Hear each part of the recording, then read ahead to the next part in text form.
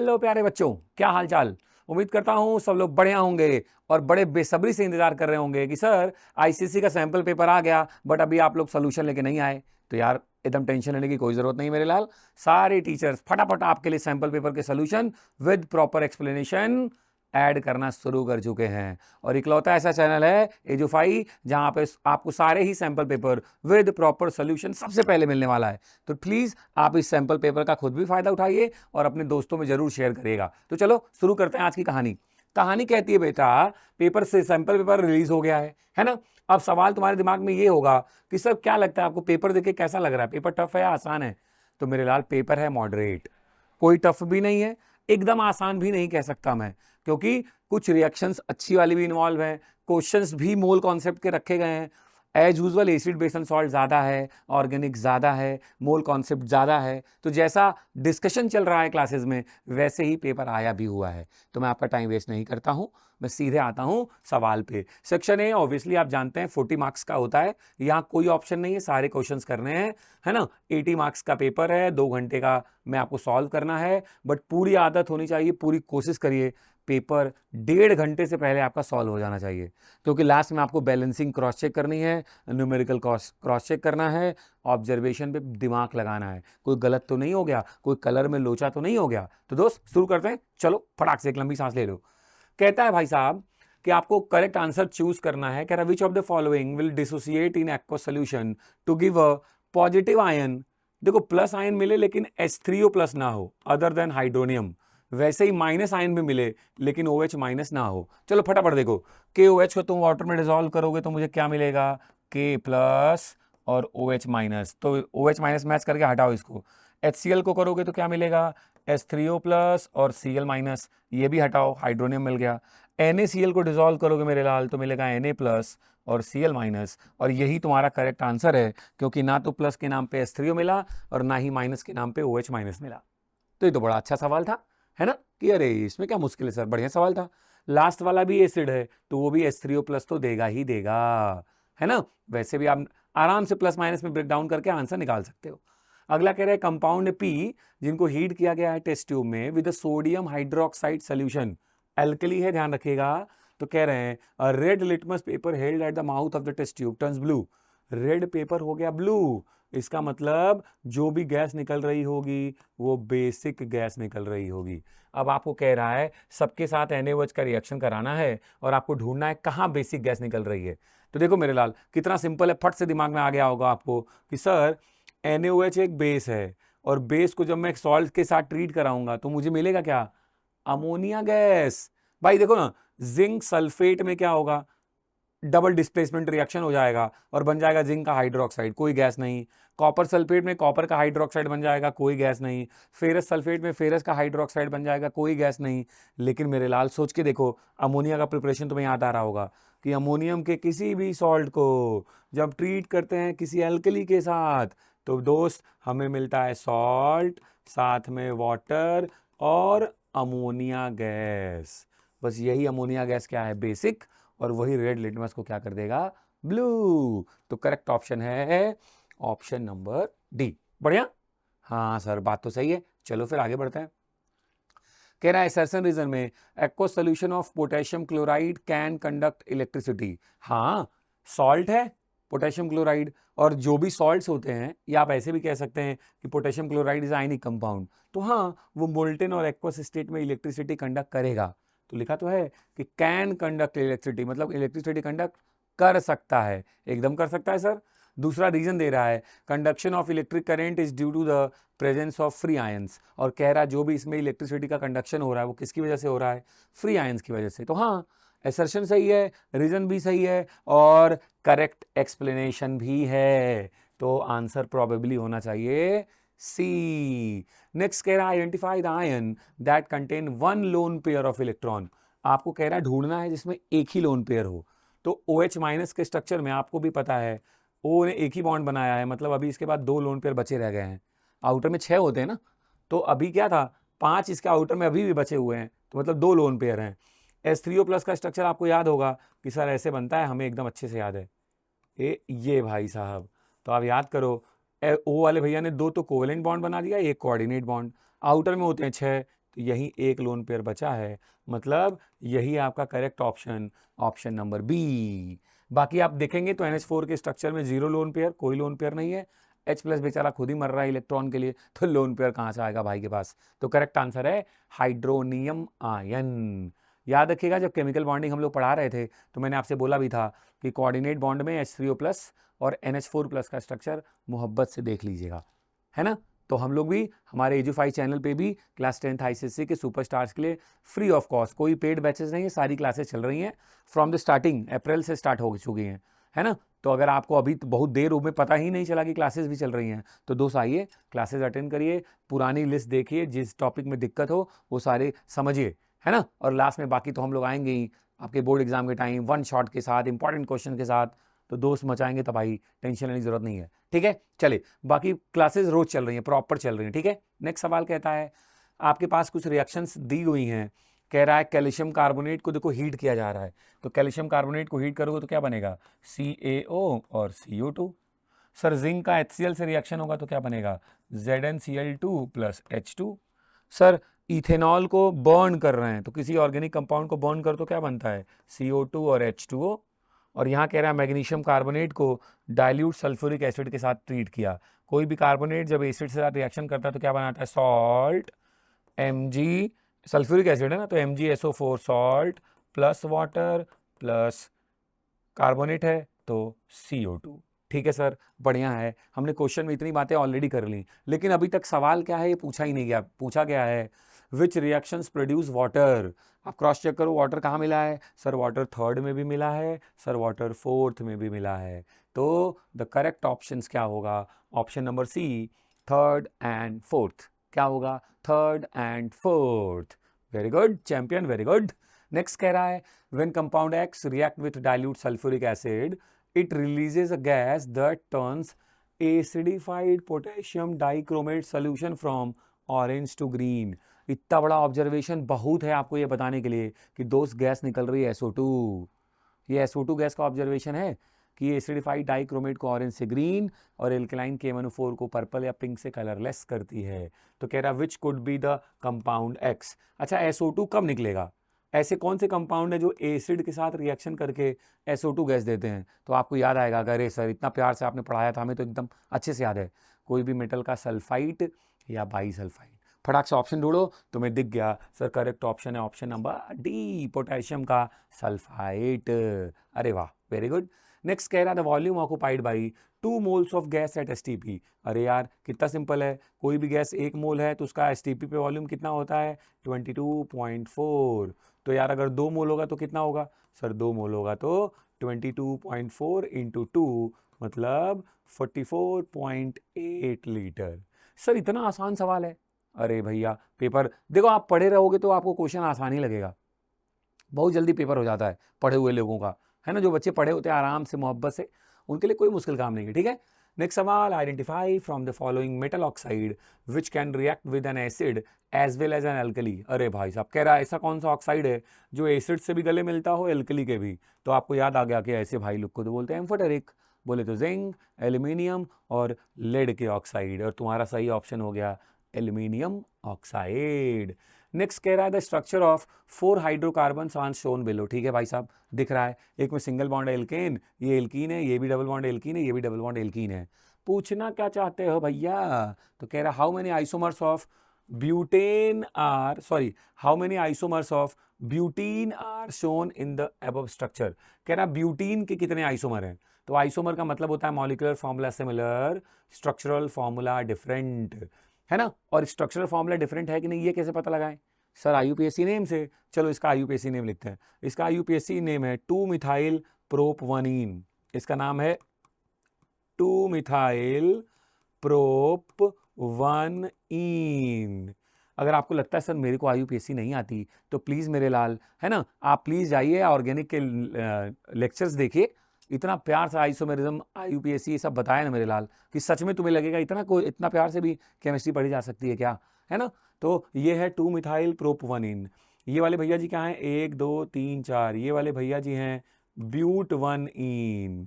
ठीक है, और ये वाले भैया जी क्या हैं, फिर से 2 मिथाइल प्रोप 1 इन। तो यार कह रहा how many isomer of butene are shown in the above structure.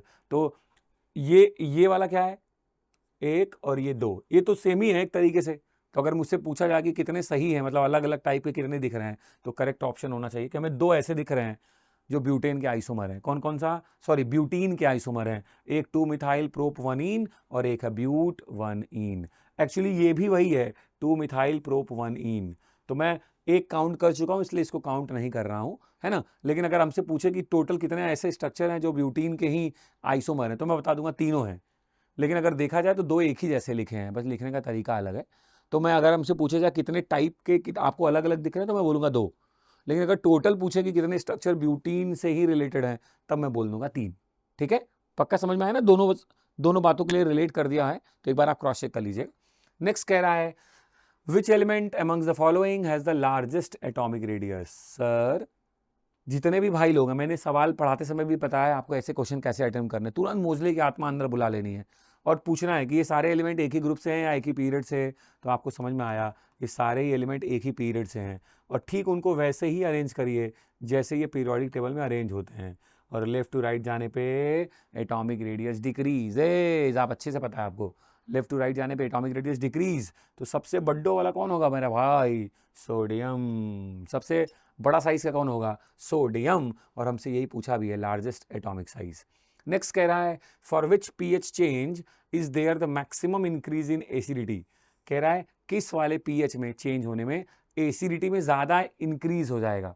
मतलब मैं पहले कम एसिडिक था, बाद में बहुत ज्यादा एसिडिक हो जाऊंगा, ऐसा कहाँ दिख रहा है। तो देखो कह रहा है मैं पहले 1 था, मतलब बहुत ज्यादा एसिडिक, फिर 3 हो गया कम एसिडिक।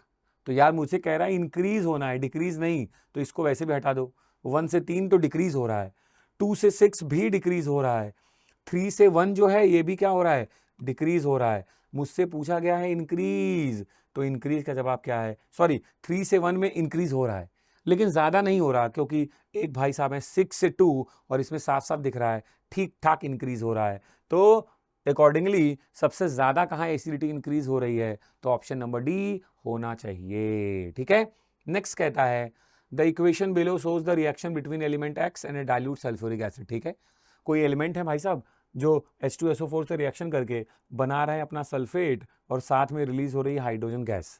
तो इसका मतलब एक चीज तो क्लियर है कि मेटल एक्टिविटी सीरीज में हाइड्रोजन से ऊपर होंगे, अदरवाइज रिएक्शन पॉसिबल ही नहीं होती। चलो देखते हैं पूछ क्या रहा है। कह रहा है which particles are responsible for the conducting electricity in dilute sulphuric acid. यार dilute sulphuric acid electricity conduct करेगा, हाँ करेगा, बिकॉज इसमें क्या प्रेजेंट है, फ्री आयंस। सर क्या दो कौड़ी का सवाल पूछ लिया भाई, मेटल इलेक्ट्रिसिटी कंडक्ट करता है because of free electrons. And अगर कोई सॉल्ट है या कोई आयनिक कंपाउंड है या कोई पोलर कोवेलेंट कंपाउंड है वो इलेक्ट्रिसिटी कंडक्ट कर रहा है, मतलब कोई इलेक्ट्रोलाइट है सीधे समझो, तो वो करता है because of free ions in molten and aqueous state. तो ये तो ठीक है sir, in dilute sulphuric acid and compound XSO4। Sir ये भी एक कंपाउंड है मेटल का सल्फेट, यहाँ भी किसकी वजह से हो रहे हैं, फ्री आयंस। कौन कौन से, पॉजिटिव और नेगेटिव दोनों। तो कह रहा है इलेक्ट्रॉन पॉजिटिव नेगेटिव दोनों। सर दोनों की वजह से ही होंगे, केटाइन और एनायन दोनों रिस्पॉन्सिबल है। ठीक है, अरे वाह, नेक्स्ट पे आते हैं धड़ाक से। कह रहा methanol and ethanol belong to the same homologous series, what does this statement means. Sir बड़ा सिंपल है ना, होमोलॉगस सीरीज एक ही होमोलॉगस सीरीज से बिलोंग करते हैं, जनरल फॉर्मूला सिमिलर होगा, फंक्शनल ग्रुप सिमिलर होगा, केमिकल प्रॉपर्टी सिमिलर होगी, फिजिकल अलग होगी। तो कह रहा है what does this statement means, तो they have the same functional group. ध्यान से देखिए जितनी बातें मैंने बोली उनमें से यही मैच कर रहा है, दे have the same functional group. कह रहा है मॉलिक्यूलर मास, नहीं 14 का डिफरेंस होता है यार। कह रहा दे have the same number of carbon atom, नहीं CH2 का डिफरेंस होता है फॉर्मूले में। Molecular contains atom of only carbon and hydrogen, नहीं किसी और का भी सीरीज हो सकता है, उसमें O भी हो सकता है ना। तो इट डिपेंड ना कि पहला वाला तो सिर्फ हाइड्रोकार्बन को बोल रहा है, होमोलॉगस सीरीज तो किसी की भी हो सकती है। और मिथेनॉल इथेनॉल में साफ साफ नहीं लग रहा कि O भी प्रेजेंट है, सिर्फ C और S थोड़ा ना प्रेजेंट है। तो अंडरस्टूड है, ऑप्शन नंबर सी। नेक्स्ट कह रहा the ratio between the volumes occupied by 22 grams of carbon dioxide. आपके पास CO2 वाले भैया हैं 22 ग्राम, है ना, इनका वॉल्यूम कितना होगा, और कह रहा है 10 ग्राम हाइड्रोजन गैस भी है, H2 वाले भैया हैं 10 ग्राम। चलो देखते हैं, चलो चेक करते हैं CO2 कितना मोल है। तो सर जो भी मास दिया है अगर मैं उसको CO2 के मोलर मास जो कि 44 है, आप जानते हैं 12 और 32 ऐड करेंगे 44, तो ये कितना आया सर? ये आया 1/2 मोल। अरे सर हमने सीखा है अगर कोई 1 मोल होता है तो उसका वॉल्यूम होता है 22.4, अपना भाई तो आधा मोल है, इसका मतलब भैया जी का वॉल्यूम है 11.2 लीटर। कॉमन सेंस, एक है तो अगर 22.4 है तो आधा होगा तो कितना होगा? 11.2 होगा सर। इधर आते हैं, भैया जी कितना है? 10 ग्राम। तो मोल में चेक करते हैं, मास को डिवाइड कर देते हैं मोलर मास से 2 से। सर ये तो 5 मोल हैं, और अगर कोई 1 मोल होता है दोस्त तो उसका वॉल्यूम होता है 22.4। 5 होगा तो सर ये हो जाएंगे 22.4 इंटू 5। अब हमसे पूछा है कि रेशियो बताइए, तो देखो ना, अगर ये 11.2 को हमने 1 मान लिया तो 11.2 से इसको 2 कट मारो, 2 और 2 बाई 10, सर 1:10 का रेशियो है। अरे सिंपल सी कैलकुलेशन है रे, 1:10 का रेशियो है। ठीक है, पक्का? अरे वाह मेरे सुपरस्टार। नेक्स्ट देखिए, कह रहा है in the process of electro refining of copper shown in the diagram below which of the following statement is, हमसे करेक्ट पूछा है। इलेक्ट्रो रिफाइनिंग जब भी होती है तो जो इम्प्योर मेटल है वो है एनोड, प्योर मेटल का छोटा सा टुकड़ा cathode, electrolyte must have the metal ion, impurities settle on the in the form of the anode mud below the anode. चलो चेक करते हैं। Anode is made up of pure copper, दिमाग खराब है, कैथोड होता है। कैथोड इज मेड अप, गलत हो गया। Copper deposited at the anode, नहीं, टूट के आके कैथोड पे जाता है, ये भी गलत है। तो फिर कुछ सोचना ही नहीं है, करेक्ट ऑप्शन है ऑप्शन नंबर डी। सर इतनी भयंकर तरीके से आप धड़ाधड़ आगे चले जा रहे हो, सर इतना अच्छे से केमिस्ट्री मुझे कैसे आएगी? अभी मैंने बोला सारी क्लासेस प्रेजेंट है, जिस चैप्टर में दिक्कत हो, जिस टॉपिक में दिक्कत हो आप पहुंचो, देखो। और आपको लगता है नहीं सर मैं लाइव क्लास में भी आना चाहता हूं, तो प्यारे बच्चे चैनल पे जाइए, आपको पूरा दिखेगा शेड्यूल, कौन सी क्लासेस किस दिन होती हैं। पहुंचिए तो ना, मजा आ जाए केमिस्ट्री में तो हमसे कह दिया। सारे टीचर भाई साहब तूफानी चल रहे हैं, तूफानी, है ना। और केमिस्ट्री में तो मतलब तैयारी होने वाला है दोस्त, केमिस्ट्री पढ़ के तुमको टेंशन मत लो। ठीक, नेक्स्ट कहता है इलेक्ट्रोप्लेटिंग स्टील ऑब्जेक्ट्स। पहला क्वेश्चन खत्म, 15 जो एक एक नंबर के सवाल थे वो हो गए। अब देखते क्या कह रहा है। कह रहा है electroplating steel objects with silver involves 3 step. कह रहा है हम इस ऑब्जेक्ट का, जो स्टील का ऑब्जेक्ट है उसके ऊपर इलेक्ट्रोप्लेटिंग करने जा रहे हैं सिल्वर की, लेकिन डायरेक्ट नहीं कह रहा है, कह रहा है 3 स्टेप में करेंगे। पहले कह रहा है उस पर कॉपर अप्लाई करेंगे, फिर कह रहा है निकल अप्लाई करेंगे, और फिर उस पर सिल्वर की कोटिंग करेंगे। तो अभी मैंने क्या बोला, इलेक्ट्रोप्लेटिंग की जो कंडीशन होती है मेरे लाल, जिसके ऊपर प्लेटिंग करनी है उसको बना देते हैं कैथोड, जिस सब्सटेंस की प्लेटिंग करनी है उसको रख देते हैं एज अ एनोड।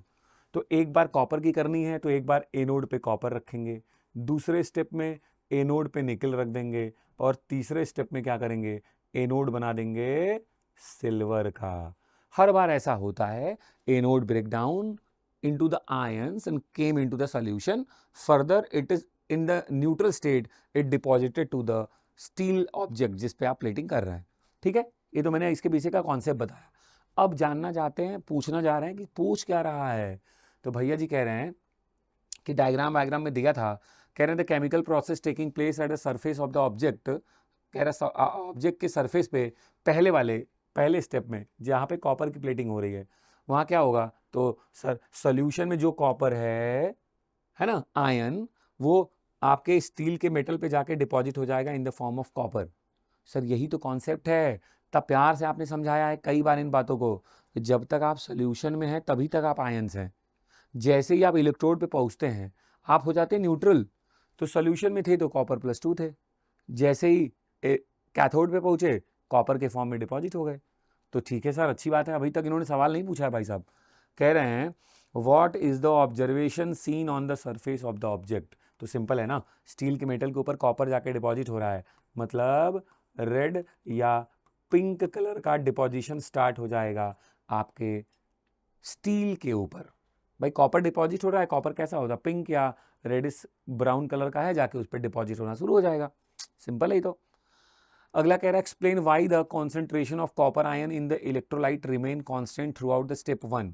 क्योंकि सर सोल्यूशन में जो कॉपर सल्फेट है वो ठीक है, वहां से Cu+2 कैथोड पे Cu बन के डिपॉजिट हो रहा है, लेकिन at the same time anode जो बना हुआ है कॉपर का वो टूट के सोल्यूशन में आ भी तो रहा है। Cu ऑक्सीडाइज होके बन जा रहा है क्या, Cu+2, और आ रहा है सोल्यूशन में। तो ओवरऑल प्रोसेस का आ रहा है, यहाँ से कॉपर टूट के सोल्यूशन में आ रहा है, यहाँ पे जो कॉपर है वो कैथोड पे जा रहा है, डिपॉजिट हो रहा है। तो एट द टाइम आप ध्यान से देखो तो कैथोड का जो जो कॉपर का कॉन्सेंट्रेशन है इन द सोल्यूशन वो रिमेन कांस्टेंट तब तक जब तक एनोड पूरा ना टूट जाए, अदरवाइज वो रिमेन रहेगा, सेम रहेगा कॉन्सेंट्रेशन। तो सही है जो पूछ रहा है उसका मतलब समझ में आ गया, because at the same time anode oxidises itself and convert into the Cu+2 ion and came into the solution। बढ़िया, ओ बढ़िया। नेक्स्ट क्या कह रहा है भाई साहब, देख लेते हैं। कह रहा give two changes which would be needed in order to coat nickel on the object in step 2। कह रहा निकल की कोटिंग करनी है, तो बताइए जो डायग्राम आपने देखा उसमें क्या चेंज करें। पहला तो पहले तो एनोड वाले भैया को अब कॉपर हटा के निकल लगा दीजिए। पहला चेंज तो ये कर लीजिए कि आप एनोड वाले भैया पे क्या करिए, कॉपर हटा के निकल ऑब्जेक्ट को लगा दीजिए। भाई ये चेंज तो करना ही पड़ेगा ना, तभी तो वो टूट के सोल्यूशन में आएगा और उस पर चला जाएगा, यही तो होगा। अगला write down the reaction taking place at the positive electrode in step 3। देखो पॉजिटिव इलेक्ट्रोड का मतलब कह रहा है एनोड पे क्या ऑब्जर्वेशन होगा। तो सर इतनी बातों से आपके हमें पता है कि तीसरे स्टेप में एनोड बना है सिल्वर का, जैसे ही सोल्यूशन में आएगा हो जाएगा Ag पे +1 और Ag से Ag+1 जाना है, मतलब एनोड पे हमेशा होता है ऑक्सीडेशन, ये लाइन हमेशा ध्यान में रखिएगा। तो इलेक्ट्रॉन लूज कर देगा एक और Ag में से एक इलेक्ट्रॉन निकलेगा और वो बन जाएगा Ag+, या आप इसको ऐसे भी कह सकते हैं कि Ag उधर जाके बन जाएगा Ag+1 और ये जो इधर माइनस इलेक्ट्रॉन था इधर आके क्या हो जाएगा प्लस इलेक्ट्रॉन। दोनों ही रिएक्शन सही है, आप दोनों में से जो आपकी इच्छा हो लिख सकते हैं। मैं ऐसे इसलिए बोलता हूं कि आपको हमेशा ये लाइन याद रहे कि कैथोड पे हमेशा होता है रिडक्शन, मतलब गेन करना है, और एनोड पे होता है हमेशा ऑक्सीडेशन, मतलब लूज करना है, माइनस करना है। कॉन्सेप्ट मजबूत रखने के लिए ऐसे बोलता हूं मैं, फिर भी आपकी जैसी इच्छा हो आप लिख सकते हैं मेरे लाल। ठीक है, ठीक है, ध्यान रखिएगा। बच्चे मुझे एक दो बच्चों ने पूछा सर ये क्या हो रहा है, सिल्वर की प्लेटिंग करनी है तो कॉपर निकल ये सब क्यों डाल रहे हैं। भाई साहब ऐसा कुछ जरूरी नहीं है, उन्होंने सवाल बनाया है आपके लिए कि पहले ये करेंगे फिर ये करेंगे फिर ये करेंगे, तो प्रोसेस आपको पता ही है इलेक्ट्रोप्लेटिंग का, तो बस उसी हिसाब से अपने आंसर देते चले जाइएगा, है ना। चलो नेक्स्ट कह रहा है आइडेंटिफाई द फॉलोइंग। कह रहा bond formed between two atoms by sharing of pair of electrons with, ध्यान से देखो, with both electrons being provided by the same atom. बस यही आंसर छुपा है। म्यूचुअल शेयरिंग होता तो कोवेलेंट बॉन्ड, लेकिन कह रहा है दोनों इलेक्ट्रॉन को एक ही एटम दे रहा है, मतलब यहाँ पे बात हो रही है कोऑर्डिनेट बॉन्ड की। किसकी हो रही है, कोऑर्डिनेट बॉन्ड की। ठीक है, कह रहा salt formed by the complete neutralisation of an acid and a base. यार कंप्लीट न्यूट्रलाइजेशन से बन रहा है तो पक्का मतलब क्या है, वो बनेगा कोई ना कोई नॉर्मल सॉल्ट, क्योंकि अगर पार्शियल होता तो H बच जाता तो एसिडिक, पार्शियल होता OH बच जाता तो बेसिक सॉल्ट, लेकिन कह रहा कंप्लीट न्यूट्रलाइजेशन हो गया, सारे H और OH मिलकर H2 बना चुके हैं, तो यार इसका मतलब सॉल्ट में कोई HOH होगा ही नहीं, मतलब जो भी सॉल्ट बनेगा दोस्त that is a normal salt. Next कह रहा है a reaction in which the hydrogen of an alkane is replaced by a halogen. यार H कल्टी मार के और हेलोजन लगा देना है, सर ये तो हमने पढ़ा है, that is the substitution reaction. और वैसे भी एल्केन की फेवरेबल रिएक्शन है सब्स्टिट्यूशन, वो तो मरा ही जा रहा है बेचारा इस रिएक्शन के लिए, और ये सब्स्टिट्यूशन है। नेक्स्ट कह रहा था energy required to remove an electron from a neutral gaseous atom. आपके अंदर आवाज आ चुकी होगी, प्लीज सर इसका आंसर मत बताओ, मेरे को पता है, ये होता है आयोनाइजेशन पोटेंशियल। इतनी बार चिल्ला चुके हैं सर कि अब इसको भूल जाएं तो फिर क्या ही फायदा, आईपी। और लास्ट इस सवाल का लास्ट हिस्सा कहता है अ होमोजेनस मिक्सचर ऑफ टू और मोर मेटल और a metal and a non metal in a definite proportion in their molten state. ये पूरी कहानी से नहीं लग रहा कि सर ये एलॉय के बारे में बात कर रहा है। ये किसकी डिफिनीशन है, एलॉय की। किसकी डिफिनीशन है, alloy. Homogeneous mixture metal metal या मेटल नॉन मेटल का होता है इन मोल्टन स्टेट। ठीक है, ये तो हाँ पता है सर, आसान था ये तो। नेक्स्ट कह रहा है complete the following by choosing the correct answer. कह रहा है when dilute sulphuric acid react with zinc, metal ने एसिड से रिएक्शन किया तो जो गैस निकलेगी वो कौन सी होगी, सर ये तो बड़ा आसान है, hydrogen gas, which can be tested using a burning splint. Pop sound के साथ बर्न करता है, ठीक है सर, हाइड्रोजन। नेक्स्ट में कह रहा solution of copper 2 sulphate in sodium hydroxide. Copper sulphate है, सोडियम हाइड्रोक्साइड है, बन जाएगा कॉपर का हाइड्रोक्साइड। और कॉपर का हाइड्रोक्साइड कौन सा, सर पेल ब्लू कलर का प्रेसिपिटेट होता है। सर बड़ा आसान है, आप फालतू डरा रहे थे, ये मॉडरेट पेपर है। भाई तूने पढ़ा है, किसी सही आदमी से पढ़ लिया है लग रहा है, इसलिए पेपर आसान लग रहा है।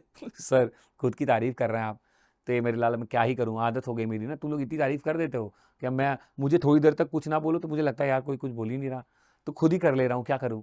ठीक है, चलो आ जाओ नेक्स्ट देखो। कह रहा in methane each hydrogen atom share, यार H है और मीथेन के स्ट्रक्चर में आपको भी पता है C अपने चारों पड़ोसी H के साथ सिंगल बॉन्ड से कनेक्टेड होता है। तो कहता है वन, क्या कह रहा है, hydrogen atom share 1 electrons with the current central carbon atom to complete its valence shell. ठीक है, the electron affinity of the element X is greater than that of element Y। देखो कह रहा है X की इलेक्ट्रॉन एफिनिटी Y से ज़्यादा है। इसका मतलब अगर मैं इन पीरियड में इनको अरेंज करूं तो हमने पढ़ा है लेफ्ट टू राइट जाने पे इलेक्ट्रॉन एफिनिटी बढ़ती है। इसका मतलब X वाला इधर होगा, Y वाला इधर होगा। ठीक है, फिर कह रहा था oxidising power of the X क्या होगा। तो यार बड़ा सिंपल है, अगर मैं जितना अच्छा मेटल हूं मैं उतना अच्छा रिड्यूसिंग एजेंट हूं, और मैं जितना अच्छा नॉन मेटल हूं उतना अच्छा oxidising agent. Left to right जाने पे नॉन मेटलिक कैरेक्टर बढ़ता है, इलेक्ट्रॉन एफिनिटी बढ़ती है, इलेक्ट्रोनेगेटिविटी बढ़ती है ना, और ऑक्सीडाइजिंग कैरेक्टर भी बढ़ता है। इसका मतलब X वाले भैया का ऑक्सीडाइजिंग पावर ज़्यादा होगा Y वाले भैया से, है ना। एक लाइन में समझो ना, मेटल अच्छे रिड्यूसिंग एजेंट होते हैं, मतलब उनकी रिड्यूसिंग पावर बढ़िया होती है, नॉन मेटल अच्छे ऑक्सीडाइजिंग होते हैं। और इतना तो कॉमन है ना कि लेफ्ट टू राइट जाने पे आप मेटल से नॉन मेटल की तरफ जाते हैं, तो Y और X में लास्ट में कौन आ रहा है, X, मतलब ये अच्छा नॉन मेटल है, मतलब अच्छा ऑक्सीडाइजिंग एजेंट है। अभी बढ़िया, क्लियर। नेक्स्ट कह रहा है दोस्त, the naturally occurring compound of a metal from which the metal can be extracted. यार किससे हम एक्सट्रैक्ट करते हैं, ओर्स से ही तो हम मेटल को एक्सट्रैक्ट करते हैं ड्यूरिंग द मेटलर्जी, है ना। बढ़िया सवाल है सर, अभी तक तो एक भी गलत नहीं हुआ मेरा। आपके अंदर ये बातें आ रही होंगी कि सब आसान ही तो है। चलो जल्दी से मैच कर देते हैं फटाक से। कह रहा है एल्यूमिनियम, तो आपको तुरंत याद आया होगा sir aluminium hall and Herald process. Sulphuric acid, अरे सर कॉन्टैक्ट प्रोसेस, पूरे मोहल्ले को पता है। कैल्सिनेशन मतलब कार्बोनेट ओर्स के लिए करते हैं sir. Calcium chloride is a electrovalent compound और carbon tetrachloride is a covalent compound. Sir इतना आसान मैचिंग आ गया, है ना। हाँ मेरे लाल, मैंने बोला ना पेपर टफ नहीं था, मॉडरेट है, लेकिन मॉडरेट भी उन्हीं के लिए है जो पढ़ के बैठे हैं। अब एकदम कुछ भी ना पढ़ो तो उनके लिए ये भी मुश्किल है मेरे लाल, है ना। आपने पढ़ा है, आपने मेहनत की है अपने ऊपर, इसलिए आपको ये पेपर आसान लग रहा होगा। कह रहा है give the IUPAC name of the following organic compound. कितना सिंपल है, 3 कार्बन है प्रोप, सिंगल बॉन्ड है एन, OH लगा है ऑल, भैया जी का नाम है प्रोपेनॉल या प्रोपेन 1 ऑल, एक ही बात है, कंफ्यूजन नहीं। दूसरा कह रहा है इनका नाम क्या है सर, सबसे पहले रूट वर्ड 1 2 3 4 5, 5 कार्बन है सर, और एक जगह डबल बॉन्ड भी लगा है, और जिधर लगा है उधर से नंबरिंग स्टार्ट भी करेंगे 1 2 3 4। तो भैया जी क्या है, पेंट 1 इन, या एक साथ भी आप लिख सकते थे पेंटीन। क्या लिख सकते थे दोस्त, पेंटीन। ठीक है, आसान था। अब कह रहा है उल्टा, अब चलो स्ट्रक्चर बना लो। ब्यूट टू आइन, तो पहले देखो ब्यूट मतलब 4 कार्बन, 4 कार्बन तुरंत सिंगल बॉन्ड से जोड़ दो। फिर कह रहा है दूसरे नंबर पे आइन मतलब ट्रिपल बॉन्ड लगा दो, जहां से तुम्हारी मर्जी नंबरिंग स्टार्ट कर लो। अभी तुम्हारे पास ही पेन कॉपी है, 1 2 3 4, दूसरे पे ट्रिपल बॉन्ड, बाकी वैलेंसी कौन पूरा करेगा, हाइड्रोजन। हो गया भैया ब्यूट 1 आइन। भाई कार्बन टोटल 4 बॉन्ड बनाता है दोस्त, एक बना के बैठा था तो बाकी 3 कौन बनाएगा, हाइड्रोजन, इसमें क्या मुश्किल है। कह रहा 1,1,1 ट्राइक्लोरोमीथेन, मीथेन मतलब एक ही कार्बन है, और उससे 3 बार क्लोरीन भी लगा है भाई साहब, तो पहले लगा दो Cl Cl Cl। लेकिन यार कार्बन तो 4 बॉन्ड बनाता है, तो बची खुची वैलेंसी कौन पूरा करेगा, H। हो गया 1,1,1 ट्राइक्लोरोमीथेन। फिर कह रहा पेंटेन टू ऑल, सर इतना बढ़िया है, 1 2 3 4 5, जिधर से आपकी मर्जी नंबरिंग कर लो, इधर से करोगे तो ये दूसरा नंबर, इसी पे ऑल मतलब OH लगा दो, बाकी वैलेंसी हाइड्रोजन वाले भैया पूरी करेंगे। हो गया कहानी आसान, बढ़िया। कोई IUPAC में दिक्कत हो दोस्त जरूर वीडियो पे आइएगा मेरे, जरूर सिखाए मेरे, आप लाइव क्लास में आइए, बताइए मुझे, आपको सिखाता हूँ, या ऑर्गेनिक की क्लासेस जरूर देखे, मजा आ जाएगा दोस्त, मजा ही आ जाएगा, बेस्ट। ठीक है, अब आगे सेक्शन बी, ये 40 मार्क्स का है, इसमें होते हैं 6 क्वेश्चन, आपको सिर्फ करने होते हैं 4, बट चूंकि यहाँ पे पेपर डिस्कशन है तो थारा भाई सारे क्वेश्चन बताएगा। चलो, कह रहा गिव वन सिग्निफिकेंट ऑब्जर्वेशन, कब भाई साहब, जब excess of chlorine gas react with ammonia. तो जल्दी से मैं आपको सिर्फ ऑब्जर्वेशन के साथ रिएक्शन भी बता देता हूँ कि जब अमोनिया बहुत सारे क्लोरीन के साथ रिएक्शन करता है। याद करने का ट्रिक सुनो, तो क्लोरीन कहता है क्योंकि मैं ज़्यादा हूँ तो आप दोनों के साथ अलग अलग कंपाउंड बनाऊंगा। तो Cl N के साथ बनाता है NCl3, H के साथ बनाता है HCl। ऑब्जर्वेशन यही है कि हमें मिलता है येलो कलर का एक्सप्लोजिव लिक्विड। क्या मिलता है? येलो कलर का एक्सप्लोजिव लिक्विड हमें मिल जाता है। दूसरा कह रहा है जिंक नाइट्रेट को स्ट्रांगली हीट करेंगे टेस्ट ट्यूब में।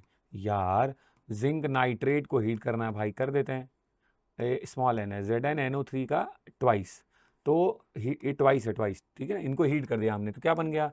ZnO plus NO2 plus O2।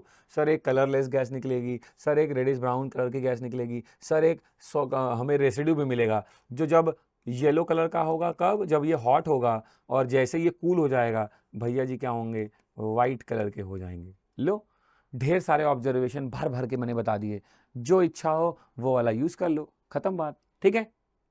Next कह रहा है, आपको लग रहा होगा कि सर आप एकदम शक्तिमान की तरह क्यों भाग रहे हो, थोड़ा धीरे आ जाओ ना। तो पहली बात तो मैंने आपका एक प्रॉब्लम खत्म कर दिया कि आपको 1.5x में वीडियो नहीं देखना पड़ेगा, तुम्हारा भाई खुद ही 1.5x में चल रहा है। दूसरा, मैं चाहता हूं कि तुम्हें ये बता सकूं कि अगर आप तमीज़ से, अच्छे से, मेहनत से पढ़ते हो मेरे साथ, तो पेपर आप 1 घंटे में खुद ही सॉल्व कर लोगे।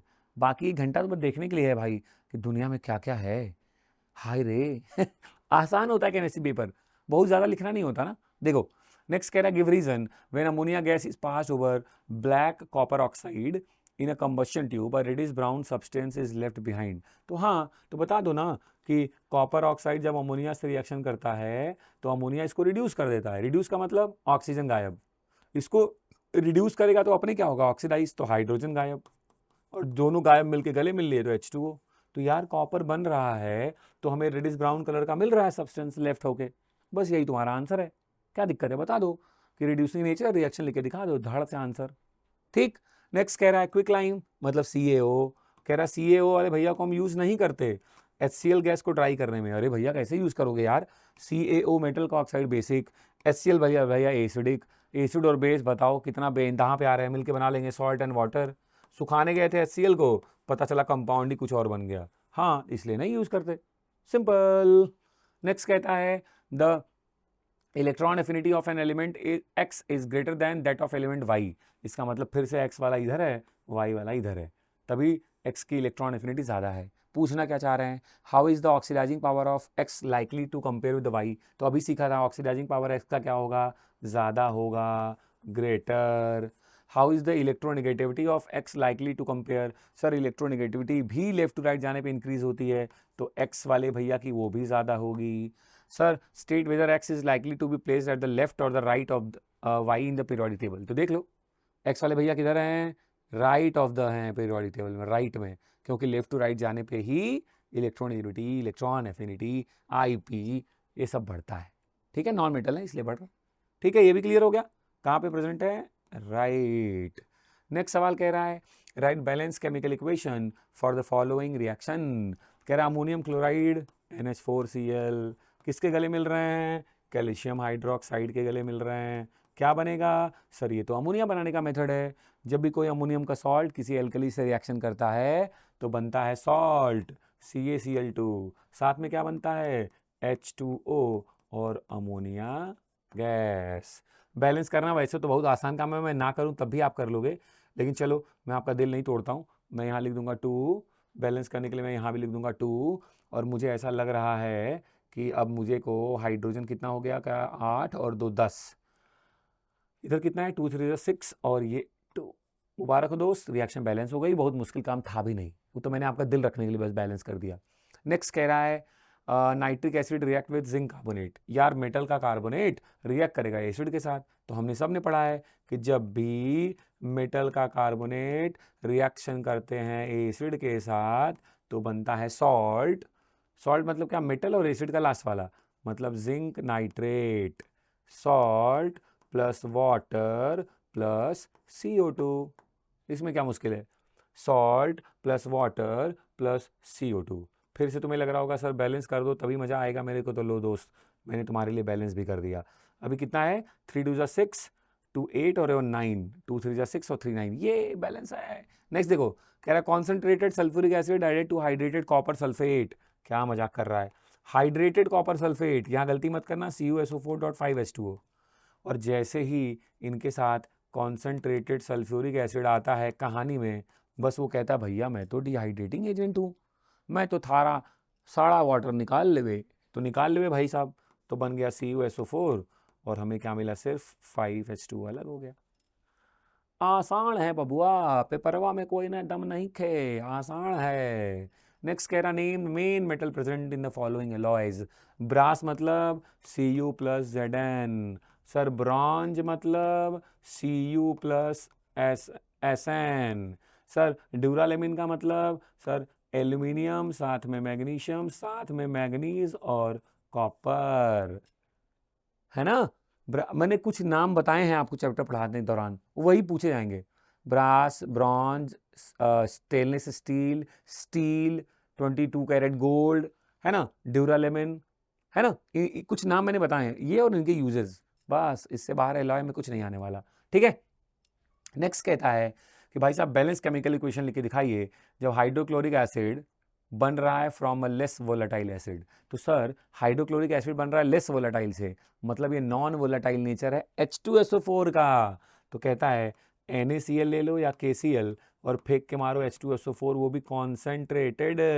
तो भाई साहब ये इट डिपेंड कि टेम्परेचर आप कितना ले रहे हो, मैं ले रहा हूँ लेस देन 200 डिग्री सेल्सियस, तो भैया बना लेते हैं NaHSO4 और आपकी पसंदीदा गैस क्या HCl मिल जाती है।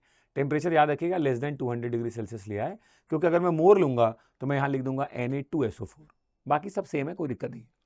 नेक्स्ट कह रहा है bromine gas passed over ethene, ethene मतलब CH2 डबल बॉन्ड CH2, फेंक के मारा ब्रोमीन, क्या बन गया सर, एडिशन रिएक्शन होगा, डबल बॉन्ड बन जाएगा सिंगल बॉन्ड।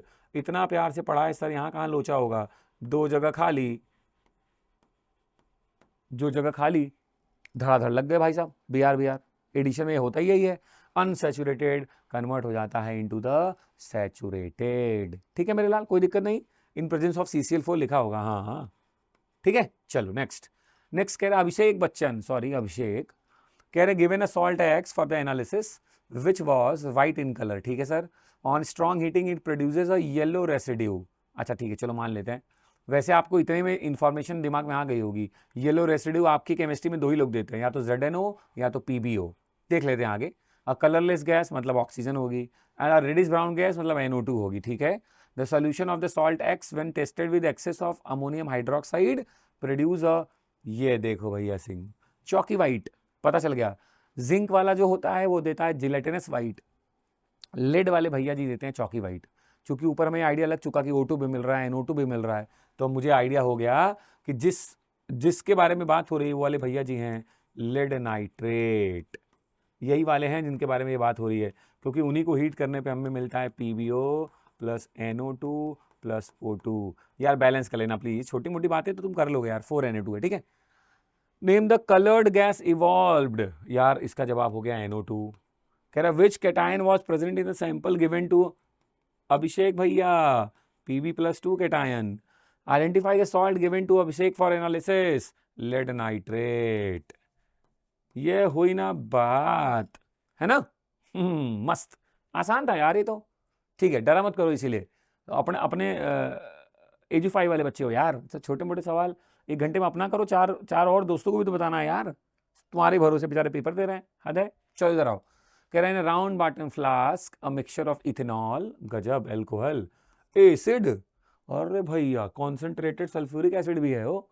इन तीनों को देख के कौन सी रिएक्शन याद आई सर, ईस्टरिफिकेशन, जब एसिड गले लगते हैं अल्कोहल के साथ in presence of concentrated H2SO4 तो बनता है ईस्टर, और गले लगे हैं भाई, बहुत बिछड़े थे, आंसू निकला, मतलब वाटर, ये सर ईस्टरिफिकेशन रिएक्शन है, ईस्टरिफिकेशन।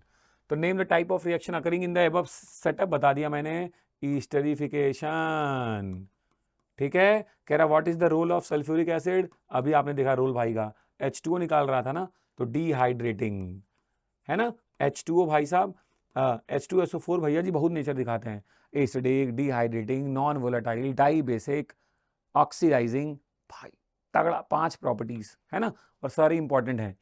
अगला कह रहा है state one observation that makes place during the reaction. दोस्त इस रिएक्शन का ऑब्जर्वेशन ये है कि जैसे ही ईस्टर बनता है आपको लगता है एक स्वीट स्मेलिंग गैस आ जाती है आपके पास। कैसी? जैसे लगा होगा कि फ्रूट वाला परफ्यूम कोई मार लिया है, फ्रूट वाला स्वीट स्मेलिंग गैस निकलेगी। ईस्टर ईस्टर स्वीट स्मेलिंग होता है ना, तो हमें यही ऑब्जर्वेशन मिलेगा। कह रहा भाई identify the reactant and right the balance equation. चलो देखते हैं। कह रहा nitric acid react with the compound Q. यार HNO3 वाले भैया को किसी सज्जन के साथ हीट करा गया है, ठीक है, तो उनको मिल रहा है कैल्शियम का नाइट्रेट। तो एक चीज तो क्लियर है कि इसका मतलब जो ये सज्जन है उसमें कैल्शियम तो प्रेजेंट है, एक बात तो पता लग गई। वाटर एंड कार्बन डाइऑक्साइड, ले सब पता चल गया। Sir salt plus water plus CO2 ये कौन देता है एसिड के साथ? सर मेटल के कार्बोनेट या बाई कार्बोनेट। इसका मतलब ये क्यू वाले भैया या तो होंगे CaCO3 या ये भैया होंगे CaHCO3 का ट्वाइस। या तो ये कैल्शियम के कार्बोनेट होंगे या ये कैल्शियम के बाई कार्बोनेट होंगे। जैसे ही हम उनको रिएक्शन करेंगे एसिड HNO3 के साथ तो बनेगा कैल्शियम का nitrate plus CO2 plus H2O। Balance करना तुम्हारे लिए दाएं हाथ का खेल है, यहाँ 2 लिखे बैलेंस कर लेना, मेरे हिसाब से हो गया बैलेंस एक ही बार में, ठीक है, कैल्शियम के कार्बोनेट के साथ की रिएक्शन। ठीक, मस्त। नेक्स्ट कह रहा what will the mass of carbon dioxide that will contain the same number of molecules as present in 3.2 gram of oxygen gas. कहना कितना मास होगा कार्बन डाइऑक्साइड का जिसमें उतने ही मॉलिक्यूल होंगे जितना 3.2 ग्राम ऑफ ऑक्सीजन गैस में है। तो चलो चेक करते हैं। ऑक्सीजन गैस मतलब O2, इसका मास कितना हुआ? O का 16 तो O2 का 32। सर मास है 3.2, मोलर मास है 32, मतलब सर 0.1 मोल। और अकॉर्डिंग टू अवोगाड्रो भैया इक्वल मोल अगर गैसेस के हैं तो उनके पास इक्वल मॉलिक्यूल्स भी होगा, तो बस 0.1 मोल हमें CO2 को भी कर देना है, उसके बाद तब अपने आप मॉलिक्यूल सिमिलर हो जाएंगे। फिलहाल भाई है मेरा कितना? भाई मेरा है कितना?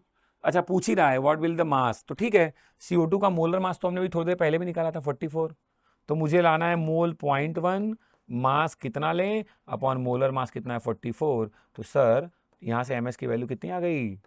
4.4 ग्राम। आसान है। अब काट दो भैया, इक्वल मोल्स अगर गैसेस के हैं, सब गैसेस के इक्वल मोल्स हैं, तो सब में नंबर ऑफ मॉलिक्यूल भी क्या होंगे? सिमिलर। तो कह रहा था कि कितना मास कार्बन डाइऑक्साइड का लें कि उसमें उतना ही मॉलिक्यूल हो जितना 3.2 ग्राम ऑक्सीजन में है। तो हमने चेक कर लिया 3.2 ग्राम ऑक्सीजन मतलब कितना मोल, बस मुझे उतना ही मोल इनको भी करना था, उतना मास, तो हमने फॉर्मूला लगा दिया mole equal to given mass upon molar mass, निकल आया गिवन मास।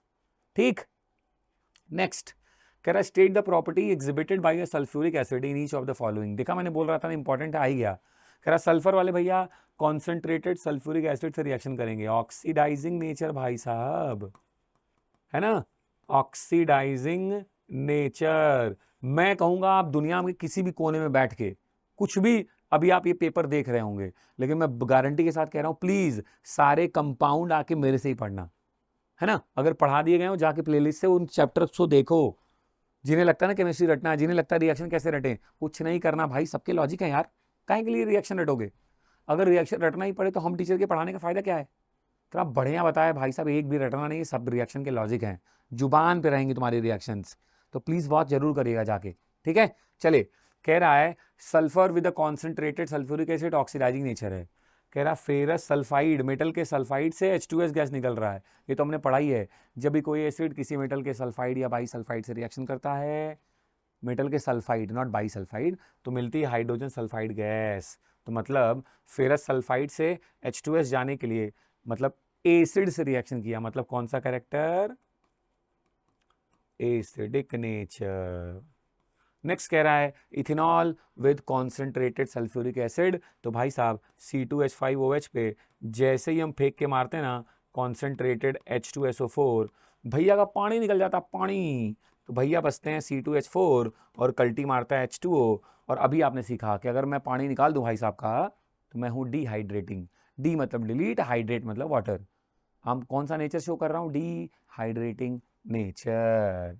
नेक्स्ट कह रहा है give balanced equation for the following, laboratory preparation of ethyne from calcium carbide. यार ये सब रिएक्शन तो आपने पढ़ी ही है। CaH2 पे हल्का सा गर्म पानी मारो फेंक के, तुरंत बनता है C2H2 और मेटल अपना 2 कौड़ी का प्रोडक्ट बना लेता है, that is the calcium hydroxide. Balance करना मुझे नहीं लग रहा कोई मुश्किल काम है, मुझे दिख रहा है यहाँ पे ट्वाइस है तो मैं यहाँ 2 लिख दूंगा। टोटल हाइड्रोजन 4, 2 और 2 4। ए बबुआ बैलेंस हो गया हो। हाँ हो गया, आसान था। अगला कह रहा है conversion of acidic acid two ethyl acetate. अभी भूल गए, इथाइल एसिटेट, एसिटिक एसिड, ईस्टरिफिकेशन। मेरे पास है CH3COOH एसिडिक एसिड, फेंक के मारा C2H5OH इथेनॉल, किसके प्रेजेंस में, कॉन्सेंट्रेटेड H2SO4 के प्रेजेंस में। यहाँ से OH, यहाँ से H निकल गया। ये क्लास 10th में ऐसे ही बताया जाता है, ऐसा होता नहीं है एक्चुअली, बस समझाने के लिए है कि यहाँ से H, यहाँ से OH निकल गया H2O और बचा क्या, CH3COO C2H5। यही है दोस्त इथाइल एसिटेट या IUPAC नेम इथाइल इथेनोएट। कह रहा लेबोरेटरी प्रिपरेशन बताइए नाइट्रिक एसिड का। क्या ही मजाक कर दिया सर, इतना बढ़िया कॉन्सेप्ट आपने दिया है कि जब कोई एसिड बनाना हो तो हम लेते भी हैं एक एसिड और मिलता जुलता सॉल्ट, तो NO3 से मिलता जुलता NaNO3 या KNO3। हो गया दोस्त तुम्हारा काम। टेम्परेचर हमने ले लिया लेस देन 200 डिग्री सेल्सियस और बन गया NaHSO4 और मारे काम का HNO3। मजा आया। हाँ सर, पेपर ऐसा आ गया तो सर आपका नाक ऊंचा कर देंगे। बेटा कैसा भी पेपर आएगा मैं आपको इतनी बढ़िया तैयारी करवाऊंगा, कुछ भी पेपर आ जाए यकीन मानिए आपको कोई तकलीफ नहीं होगी, आपको लगेगा भाग ये कोई पेपर है, मस्त एकदम तुरंत कर लोगे। ठीक है, अगला सवाल, स्टूडेंट हैं उनको परफॉर्म करने के लिए दिया गया experiment in the laboratory based on the instruction. ठीक है, कह रहे हैं पिक्चर को देख के ऑब्जर्वेशन बतानी है आपको इन ईच एक्सपेरिमेंट। तो चलो देखते हैं। भैया जी के पास क्या है, बेरियम क्लोराइड है और उसमें मिलाया क्या जा रहा है, जिंक सल्फेट। तो यार बेरियम क्लोराइड के गले लगा जिंक सल्फेट, अरे सर आयन एक्सचेंज हो गए, बन गया बेरियम सल्फेट का वाइट PPT और बन गया ZnCl2। सर पहले का ऑब्जर्वेशन क्लियर है भाई साहब, जैसे ही मिलाएंगे इनको व्हाइट PPT मिलेगा बेरियम सल्फेट का। देखें दूसरे वाले भैया क्या कर रहे हैं, दूसरे वाले भैया ने कॉपर हाइड्रोक्साइड लिया है ना। अच्छा, test tube containing ammonium hydroxide solution और कुछ मिलाने के बाद उनको मिल रहा है containing precipitate of copper hydroxide. यार मेरे पास है कॉपर का हाइड्रोक्साइड है ना, test tube containing ammonium hydroxide solution और इस पे मैं फेंक के मारूंगा अमोनियम हाइड्रोक्साइड, यही तो अमोनियम हाइड्रोक्साइड में कॉपर का हाइड्रोक्साइड है, कॉपर का हाइड्रोक्साइड। तो हमें ऑब्जर्वेशन के नाम पे क्या मिलेगा, तो ऑब्जर्वेशन के नाम पे मिलेगा हमें इंकी ब्लू कलर का प्रेसिपिटेट। क्या मिल जाएगा यार, एक्सेस में कर दिया ना, तो हमें एक्चुअली इंकी ब्लू कलर का मिल जाएगा, प्रेसिपिटेट नहीं, soluble tetra amine copper sulphate या tetra amine copper hydroxide. Actually ये प्रेसिपिटेट में ऐड किया गया ना, तो मतलब मैं मान के चलता हूँ कि एक्सेस वाली रिएक्शन है, तो हमें मिल जाएगा टेट्रा एमाइन कॉपर सल्फेट या tetra amine copper hydroxide, inky blue colour का सोल्यूशन, नॉट द प्रेसिपिटेट। ठीक है, नेक्स्ट कहता है आपको दिया गया है कुछ केमिकल्स यहाँ पे लिखे हुए हैं और इनकी हेल्प से आपको बनाने हैं कुछ सॉल्ट्स। यार ये तो बड़ा आसान है ना, कॉपर सल्फेट बनाना है तो मैं इसमें से ऐसा क्या ले लूँ कि कॉपर का सल्फेट बन जाए, तो सर मैं ले लूँगा कॉपर का कार्बोनेट और फेंक के मारूंगा इस पर डाइल्यूट सल्फ्यूरिक एसिड। किसी प्यारे बच्चे को ऐसा भी लग सकता है कि सर आपने सिर्फ कॉपर क्यों नहीं लिया, तो मेरे लाल सिर्फ कॉपर H2SO4 के H को हटा ही नहीं पाएगा, बिकॉज मेटल एक्विटी सीरीज में भैया जी आते हैं नीचे, तो ये H को हटा ही नहीं पाएंगे, इसलिए हमने कॉपर का कार्बोनेट लिया। ग्रीन कलर का कॉपर कार्बोनेट H2SO4 के साथ कंबाइंड होगा, बना लेगा अपना सॉल्ट कॉपर का सल्फेट और कल्टी मारेंगी दो चीज़ें CO2 और H2O। ये तो हमने पढ़ाई है कि कोई भी मेटल का कार्बोनेट या बाइकार्बोनेट एसिड से गले लगता है तो बनता है सॉल्ट वाटर CO2। ठीक है, नेक्स्ट कह रहा है सोडियम जिंकेट बनाना है। जैसे ही जिंकेट देखा तुरंत दिमाग में आ गया कि यार जिंक एल्युमिनियम लेड या इनके ऑक्साइड या इनके हाइड्रोक्साइड ही एल्कली के साथ रिएक्शन करेंगे तभी बनेगा, और एल्कली भी कौन सा, चूंकि सोडियम है तो NaOH। ढूंढो ढूंढो ढूंढो सोडियम हाइड्रोक्साइड का सोल्यूशन और जिंकेट है जिंक वाला कोई कंपाउंड ढूंढो। सर जिंक वाला एक ही है, जिंक ही है, तो बस हो गया Zn प्लस NaOH कॉन्सेंट्रेटेड वाला बन गया Na2ZnO2 प्लस H2। उम्मीद करता हूँ बैलेंसिंग आपके लिए बहुत मुश्किल काम ना हो, है ना, तो हो गया आपका काम बैलेंस। ठीक है, देख के ही डिसाइड करना है तो क्या ही टेंशन। वैसे मैंने जब पढ़ाया तो मेरे लाल, मैंने अपनी सभी प्यारे बच्चों को बताया कि दुनिया का कोई सॉल्ट बना सकते हो आप, मैंने ये सिखाया है ना। ये सब ना भी दिया होता तब भी आप बना लेते, जिन्होंने क्लासेस अटेंड की हैं। आपको लग रहा होगा सर आप ज़्यादा तो नहीं बोल रहे, तो मेरे लाल जाओ एसिड बेस एंड सॉल्ट के प्लेलिस्ट में प्लीज़ जाके सॉल्ट की प्रिपरेशन वाला वीडियो देखना, फिर मुझे तुम खुद बताना कि नहीं सर आप सही बोल रहे थे कि गलत। ठीक है, नेक्स्ट सवाल कह रहा है solid ammonium dichromate decomposes as under, ठीक है दे दिया है। रिएक्शन बैलेंस है, हाँ रिएक्शन बैलेंस भी है सर, चलो आधा काम तो इन्होंने ऐसे कर दिया अपना। कह रहा है if 126 gram of ammonium dichromate decomposes, कह रहे हैं 126 ग्राम अमोनियम डाइक्रोमेट को डीकम्पोज किया जा रहा है, तो बताना है नंबर ऑफ मोल्स कितना होगा। तो यार देखो मोल्स के लिए तो अभी हमने फॉर्मूला यूज़ किया बार बार, मोल्स इक्वल टू होता है गिवन मास अपॉन मोलर मास। गिवन मास कितना कह रहे हैं 126 ग्राम, मोलर मास कितना होगा निकाल लेते हैं ना, सबका मास इंडिविजुअल दिया है। NH4, N होता है 14, 4 और हो गया 18, 22 भी हो गया 36, प्लस एक क्रोमियम का 52 है तो 2 का कितना हो गया 104, प्लस एक ऑक्सीजन का 16 हो गया तो 7 का मल्टीप्लाई कर दो कितना हो गया 112, टोटल ऐड कर लो कितना आ गया, ये आएगा 10 दोबारा, ये आएगा 252, है ना। तो मास 126, मोलर मास 252, मुझे दिख रहा है ये 1/2 मतलब 0.5 मोल। ठीक है, कितना आ गया 0.5 मोल। पहला तो हो गया। कह रहा था mass of chromic oxide formed at the same time, तो ध्यान से देखो जब भैया 252 होते हैं, एक मोल है ना, तो भैया जी भी कितना बनते हैं, एक ही मोल बनते हैं। Cr2O3 का मास कितना होगा, अभी हम लोगों ने डिसाइड किया ना, एक क्रोमियम का 52 तो 2 का कितना हो गया 104 और 3 ऑक्सीजन मतलब 48, मतलब ये 152। देखो ध्यान से कह रहा है जब ये 252 होते हैं मतलब जब ये 1 मोल होता है तो ये भी 1 मोल बनता है। देखो balance chemical equation, chemical equation भाई साहब क्या बताया है मैंने, 3 तरीके बताए हैं बस, right the balance equation, right the actual condition, compare with the given. आपको थोड़ा भी लगता हो कि मेरे को केमिकल इक्वेशन सर नहीं आती, बहुत डर लगता है मेरे को, प्लीज वॉच करिए जाके केमिकल इक्वेशन बेस्ड प्रॉब्लम कैसे कराया मैंने सिर्फ ऐसा नहीं है कि बस कुछ भी बोल दिया है, पहले दिन कॉन्सेप्ट दिया है, प्रैक्टिस कराई है और सारे PYQs भी कराए हैं आपकी बुक्स के, जो भी आपके ICSE बोर्ड में अभी तक PYQs हैं भाई साहब, देखो तो मजा ही आ जाएगा। तो कहता है जब ये 252 है तो ये भैया जी 152 हैं। अब कह रहा है कि ये अपना आधा हो गया 126, तो यार अपना भाई भी आधा हो जाएगा। तुम्हें लगता है इतनी मैथ्स मेरी तगड़ी नहीं है, तो 252 है तो ये 152 है, तो जब ये 126 है तो ये x है, क्रॉस मल्टीप्लाई करके देख लेना, आंसर आएगा 76, क्योंकि मैंने तो देख लिया वो अपना आधा हुआ तो ये भी अपना आधा हो जाएगा 76। आप सॉल्व कर लेना, कोई टेंशन नहीं है ना, एकदम घबराने की जरूरत नहीं है। और तीसरा कह रहा है वॉल्यूम ऑफ नाइट्रोजन गैस भी बताइए। अरे यार देखो जब भैया 1 मोल होते हैं तो नाइट्रोजन भी कितना बना हुआ है 1 मोल, है ना, और अभी भैया कितने मोल है 0.5, तो ये वाले भैया भी कितने हो जाएंगे 0.5, और 1 मोल का वॉल्यूम 22.4 22.4, तो 0.5 मतलब आधे का कितना हुआ सर 11.2। सर आप तो ओरल बता दे रहे हो यार धड़धड़ाते हुए, भाई तुम खुद लिख लो ना। देखो इसलिए मैंने कहा कि आप जाके केमिकल इक्वेशन के क्वेश्चंस कैसे सॉल्व होते हैं इतने आसानी से आपको भी आने लग जाएगा, प्लीज एक बार देखे जरूर। ठीक है, मजा ना आए तो भैया, होता नहीं मजा ना आए पैसा वापस, तो यहाँ तो पैसा भी नहीं देना है भाई, तब भी वापस कर देंगे, है ना, मजा आ जाएगा। चलो ध्यान से देखो, सीखते रहो मेरे लाल फटाफट। तो मैंने आंसर कर दिया क्लियर, ठीक है। नेक्स्ट कह रहा है identify the reactant PQR in the following reaction. कह रहा है कॉपर के ऑक्साइड पे ऐसा क्या फेंक के मारे कि बन जाए कॉपर अलग हो जाए और ऑक्सीजन वाले भैया इनके साथ मिलके बना दे वाटर, तो यार H2O मतलब ये P वाले भैया क्या हैं H2। हाँ, 2 कौड़ी का सवाल। आयरन पायराइड पे ऐसा क्या फेंक के मारे कि आयरन पायराइड मतलब FeS2, FeS2 पे ऐसा क्या फेंक के मारे कि ये आयरन का ऑक्साइड बन जाए मतलब O ऐड हो गया, ठीक है, और सल्फर का भी ऑक्साइड बन जाए मतलब 2 ऑक्सीजन ही फेंक के मारना है, क्योंकि दोनों के ऑक्साइड ही तो बने हैं तो ऑक्सीजन ही कम है इसका मतलब।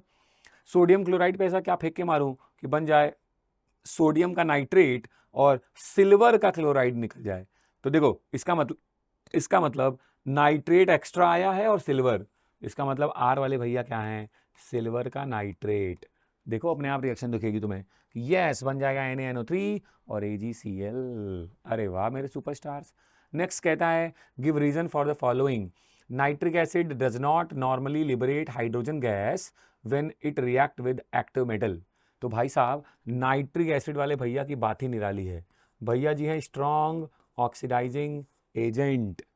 और जनरली क्या होता है, जब एसिड रिएक्शन करता है मेटल के साथ तो बनता है H2 गैस, लेकिन भैया जी ठहरे स्ट्रॉन्ग ऑक्सीडाइजिंग एजेंट। कहते हैं कि भाई मैं तो यार तगड़ा वाला हूं, मैं O और फेंक के मार दूंगा, तो H2 बन के नहीं H2O बनने लग जाता है। इसी वजह से नाइट्रिक एसिड का यूज नहीं करते।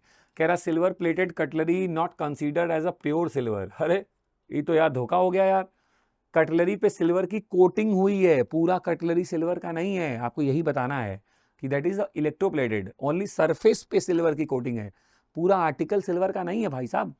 ये तो भाई साहब धोखेबाजी हो गई यार, है ना।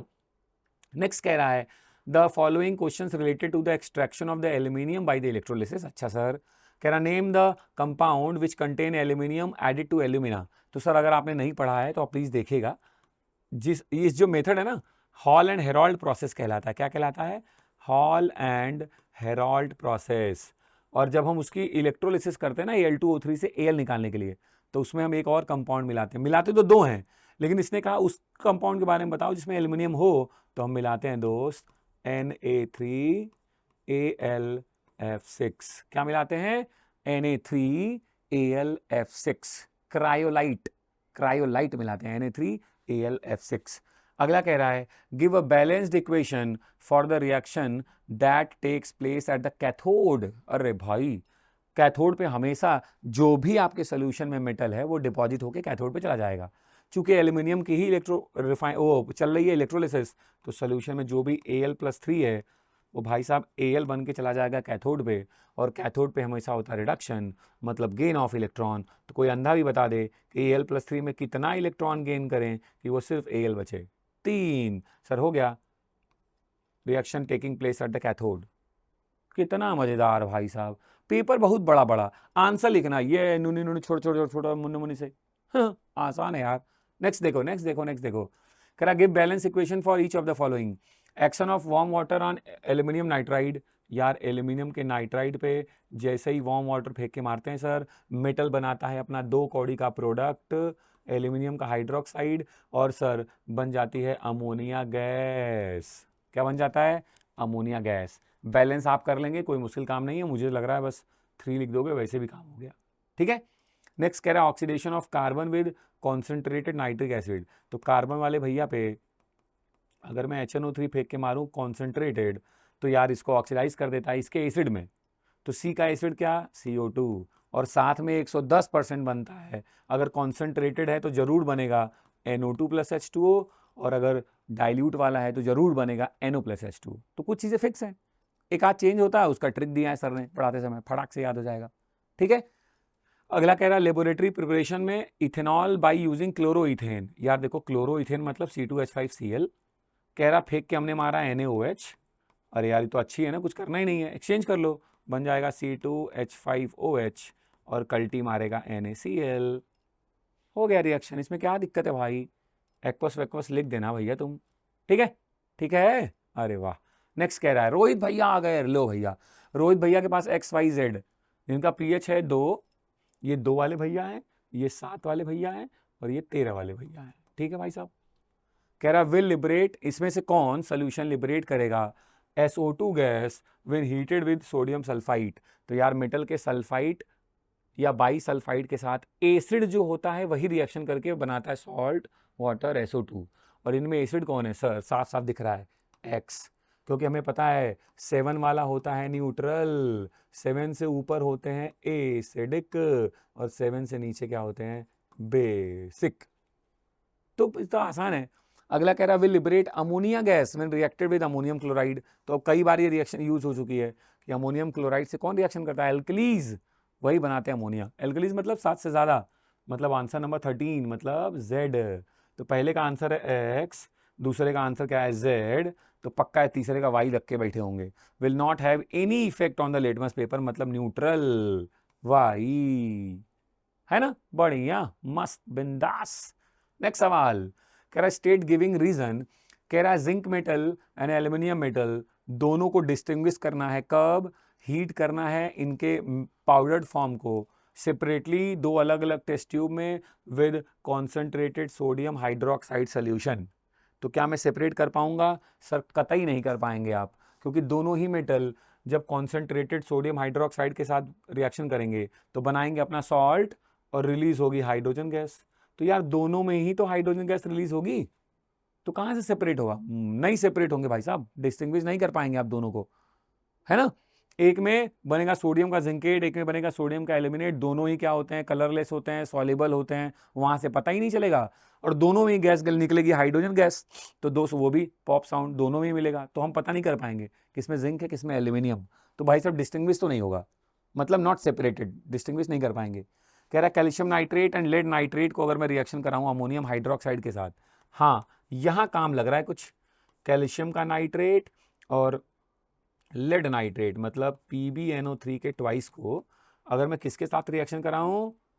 किसके साथ दोस्त? NH4OH के साथ रिएक्शन कराऊं। तो सर एनालिटिकल में आपने पढ़ाया है, भैया जी लोग बनाएंगे अपना PPT, लेड वाले भैया बनाएंगे PbOH का ट्वाइस, जिंक वाला होता है जिलेटिनस वाइट, Pb वाला होता है चौकी वाइट। तो सर हमें यहाँ मिलेगा चौकी PBT। और सर कैल्शियम वाला जो सॉल्ट है वो NH4OH के साथ नो रिएक्शन। तो सर दूसरा वाला तीर तो लग गया, डिफरेंशिएट हो गया। एक भाई साहब देंगे चौकी PBT चौकी वाइट, एक भैया जी रिएक्शन नहीं करेंगे, यहाँ डिफरेंशिएट कर लेंगे। ये वाले में दम नहीं लग रहा सर, पहला वाला काम नहीं करेगा। बहुत बढ़िया। कह रहे हैं draw the electron dot diagram of ammonium ion. Starting में भी बताया था मैंने, देखो N अमोनियम, अमोनियम आयन मतलब NH4, तो N लिखो, H लिखो, H लिखो, H लिखो, और यहाँ भी H लिखो, यहाँ कोऑर्डिनेट बॉन्ड है। यहाँ ऐसे शेयरिंग, यहाँ इनका एक इलेक्ट्रॉन, इनका एक इलेक्ट्रॉन शेयरिंग, यहाँ इनका एक इलेक्ट्रॉन, इनका एक इलेक्ट्रॉन शेयरिंग, यहाँ पे दोनों इन्हीं के इलेक्ट्रॉन, दोनों इन्हीं के इलेक्ट्रॉन N वाले भैया के, क्योंकि H वाले भैया के पास कुछ नहीं है, H प्लस वाले भैया आए थे, ये प्लस चार्ज है ना, तभी तो कोऑर्डिनेट बॉन्ड बना था, क्योंकि उनके पास कुछ ऑलरेडी है ही नहीं। और मैंने बोला भी है अमोनियम आयन और हाइड्रोनियम आयन इनका स्ट्रक्चर ठीक ठाक प्रैक्टिस करिए। देखिए एक ही पेपर में 2 बार अमोनियम आयन के स्ट्रक्चर से बात हो चुकी है, ठीक है, ध्यान रखें प्लीज। नेक्स्ट कह रहा भाई साहब जिंक वाले भैया हैं उनसे बनाना ZnSO4। यार ये तो बहुत बढ़िया है, इस पे डाइल्यूट H2SO4 फेंक के मार दो, इससे सिंपल रिएक्शन क्या हो सकती है। कह रहा जिंक वाले भैया से बनाना है ZnS। सर ये तो डायरेक्ट कॉम्बिनेशन से बन जाएगा, Zn + S ZnS, direct combination वाला सॉल्ट है ये, आप ऐसे बना सकते हैं, कोई टेंशन की बात नहीं है, ठीक है। और कह रहा सर ZnSO4 के ट्वाइस से ZnOH का ट्वाइस बनाना है, तो ठीक है आप एक्सचेंज कर लो ना किसी के साथ, ZnSO4 के को रिएक्शन कर लो NaOH के साथ, बन जाएगा ZnOH का ट्वाइस, है ना, इसमें क्या दिक्कत है, आयन एक्सचेंज कर लो, बन जाएगा ZnOH का ट्वाइस और Ne2SO4 हो गया, बैलेंस कर लेना, ठीक है। अरे ये तो आसान था, नॉट अ बिग डील। अगला सवाल कह रहा L, M और N 3 एलिमेंट हैं जिनके एटॉमिक नंबर है 13, 7 और 10। लिख लेता हूं भाई साहब, L वाले भैया हैं 13, M वाले भैया हैं 7, N वाले भैया हैं 10। 13 मतलब 283 मेटल, 7 मतलब 2,5 नॉन मेटल, और 10 का मतलब 2,8 नोबल गैस। इतना तो पता ही है सर, पूछना क्या चाह रहे हैं। कह रहा कैन कंबाइंड विद हाइड्रोजन, कौन भाई साहब, अच्छा which element can combined with hydrogen to form a gas which produces dense white fumes with concentrated HCl। देख भाई HCl के साथ डेंस वाइट फ्यूम देता है NH3, तो कह रहा इन तीनों में से ऐसा कौन है जो हाइड्रोजन के साथ कंबाइंड हो। तो यार NH3 में H के साथ कंबाइंड होने वाला N ही है फिर, और इसमें से N कौन है, M, नाइट्रोजन का एटॉमिक नंबर 7 ही तो होता है, यस। तो ये बात हो रही है M वाले भैया के लिए। अगले में हो रहा है 0 electron affinity, noble gas, noble gas की इलेक्ट्रॉन एफिनिटी 0 होती है, मतलब N। और लास्ट में कह रहा है can form an ionic compound with oxygen. Oxygen एक नॉन मेटल है, आयनिक कंपाउंड बनाने के लिए वो भैया जी होने चाहिए मेटल, और हमारे इन तीनों में मेटल के नाम पे एक ही भाई साहब हैं, L। हो गया भाई, पूरा लिखना ही नहीं, सीधे M N L पहचानना है बस, और क्या, ठीक है। ये हम लोगों ने कितनी देर में पेपर कंप्लीट किया सर? इतना बढ़िया पढ़ाई करनी है मेरे को भी कि 2 घंटे का पेपर 1 घंटे में कंप्लीट कर दें, है ना, और प्यार मोहब्बत से, वो भी कोई मुश्किल काम के साथ नहीं, हर चीज़ें में लिखी हुई, बैलेंस भी किया मैंने। तो उम्मीद करता हूँ ये पेपर आपको कॉन्फिडेंस भी देगा, बूस्ट भी करेगा, और आपको बता भी देगा कि भाई साहब केमिस्ट्री पढ़नी तो एक ही जगह है जहाँ बहुत बेहतरीन पढ़ाई जा रही है।